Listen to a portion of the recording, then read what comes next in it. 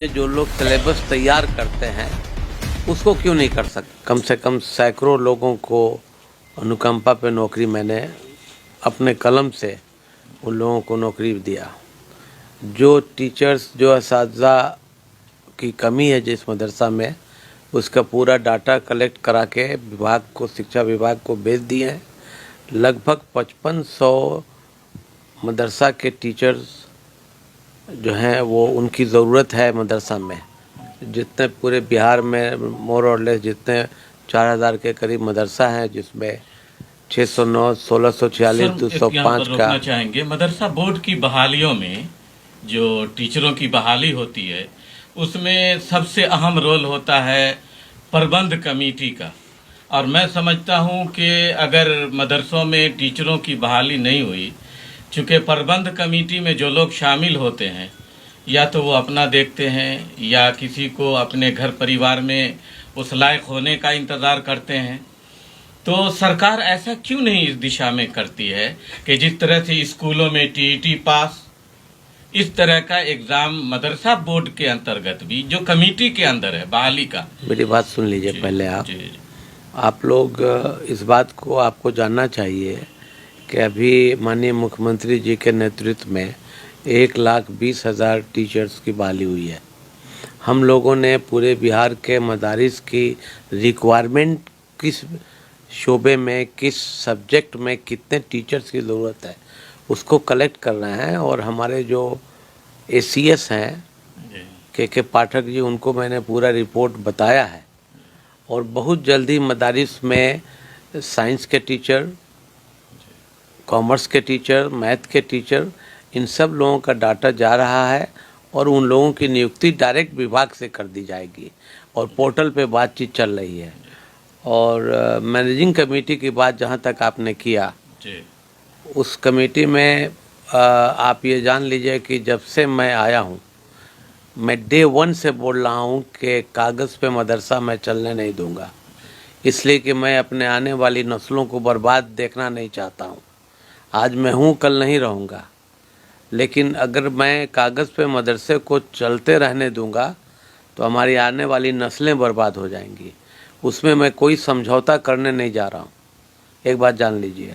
और दूसरी बात यह कि जो मैनेजिंग कमेटी में परिवारवाद का मैटर है, फैमिली का, कि भाई उनके फैमिली के लोग ही रहेंगे, इस बैरियर को भी मैं तोड़ रहा हूं कि मेरिट से बच्चे आवें, मदरसा में पढ़ें।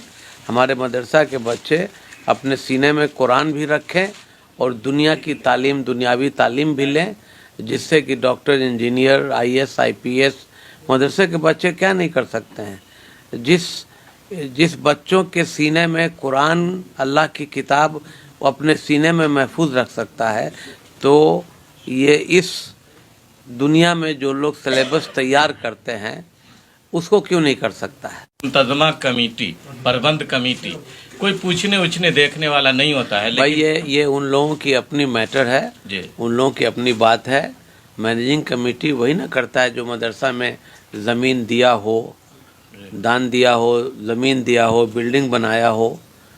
तो बहुत ज़्यादा मैं सख्ती नहीं कर सकता हूँ मैनेजिंग कमेटी के साथ, लेकिन आपके माध्यम से ये बोलना चाहता हूँ कि परिवारवाद ख़त्म कीजिए। और अगर आप चाहते हैं कि मदरसे के बच्चे पढ़ लिख जाएं तो कुर्बानी देना सीखिए। जो लड़के मेरिट पे आ रहे हैं उनको आने दीजिए, मैं यही कहूँगा।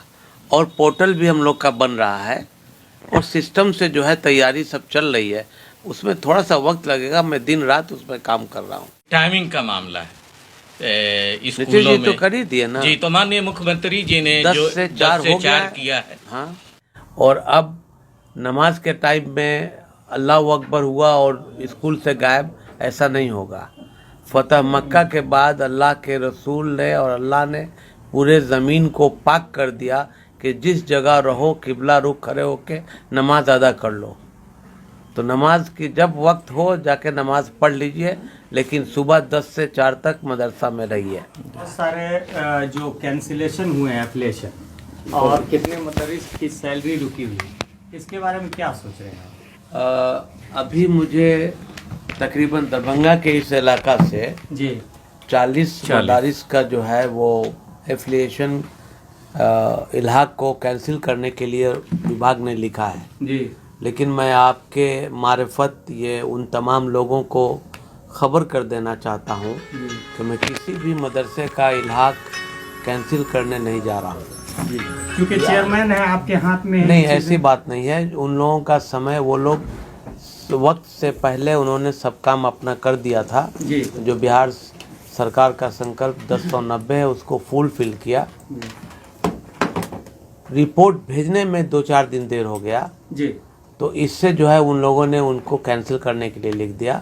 मैं उन लोगों को टाइम दे रहा हूँ, उन लोगों से एक एक करके मदरसे का फाइल ले रहा हूँ और उस सब को ठीक करा के फिर से विभाग को लिखूँगा कि ये गलती हम लोगों की नहीं है, इसलिए इस एफिलिएशन के रिक्वेस्ट को कैंसिल बना जाए।